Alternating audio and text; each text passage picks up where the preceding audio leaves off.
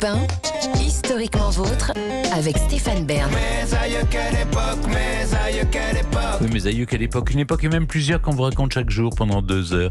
Toujours avec Jean-Luc Lemoyne, David Castel-Lopez qu'on retrouve dans un instant. Et aujourd'hui avec vous, Olivier Pouls, notre guide culinaire vivant et même bon vivant.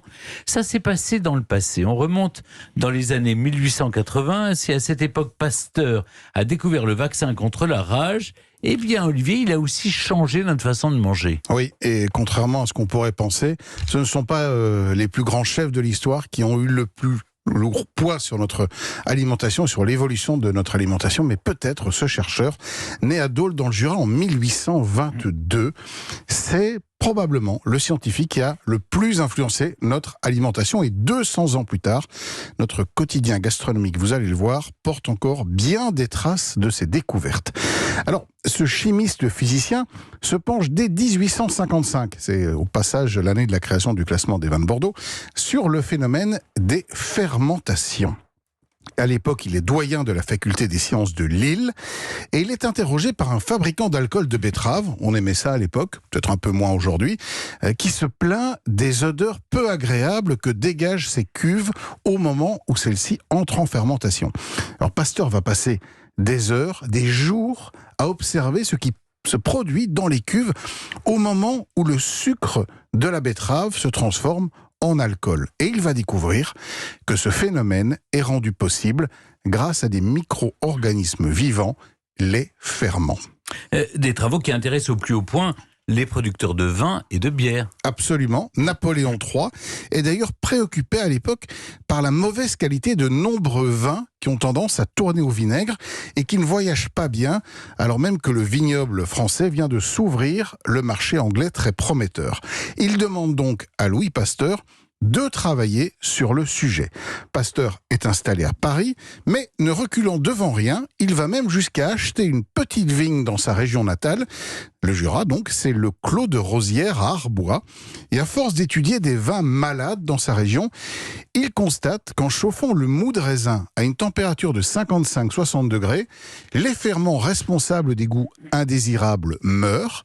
Il suffit alors d'introduire des ferments ou des levures sûres pour que la fermentation se déroule sans problème. Le vin ne tourne plus ou ne développe plus de faux goûts et il se conserve davantage. C'est le principe de la pasteurisation. Exactement, il dépose d'ailleurs le brevet en 1865. Ce principe que les vignerons vont en fait, eux, très vite abandonner, parce qu'en fait, chauffer le vin le prive aussi d'une partie de ses qualités organoleptiques, va en revanche être largement utilisé dans d'autres secteurs. La bière, ce qui permettra le développement de la production industrielle des bières et l'ouverture des grandes brasseries dans les années 1870, mais aussi par la suite le lait, le miel, les jus de fruits ou même les œufs et surtout le fromage. Tous ces produits très fragiles peuvent alors se conserver et voyager sans crainte. Selon le type d'aliment qu'on veut pasteuriser, il faut le chauffer plus ou moins fort et plus ou moins longtemps. Vous l'avez vu, c'est une révolution absolument fondamentale dans l'histoire de notre alimentation, car ce procédé évite aussi bien des contaminations.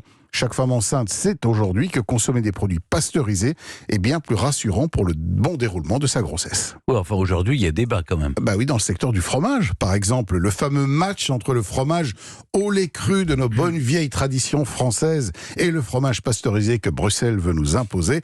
On sait que chauffer le lait tue les bactéries potentiellement responsables d'intoxication, je vous l'ai dit, mais ça dénature aussi le goût des fromages authentiques. Et regardez les amis, qu'est-ce que je vous ai apporté là?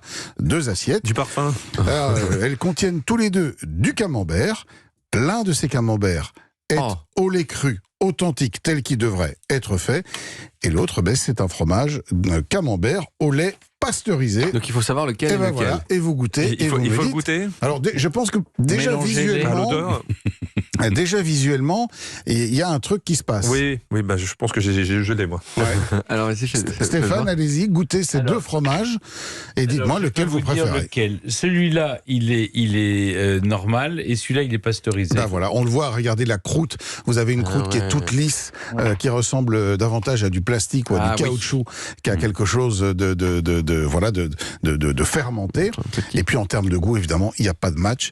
L'un a une saveur, une profondeur, et l'autre est un peu insipide. Bon, merci Pasteur, mais bon, voilà. après, Si on n'est pas enceinte, on peut manger dessus là. Oui, surtout que les bactéries contenues dans les fromages au lait cru nous aident aussi à développer la notre flore. propre C'est bien de me dire ça flore. maintenant, parce que moi j'en ai mangé et je savais pas. Non, mais c'est la première fois que je fais un test comme ça, les deux, c'est évident. C'est évident, c'est vraiment profondément meilleur, quoi. Ouais. Il y en a un, on sent que c'est celui de la cantine. Ouais, exactement.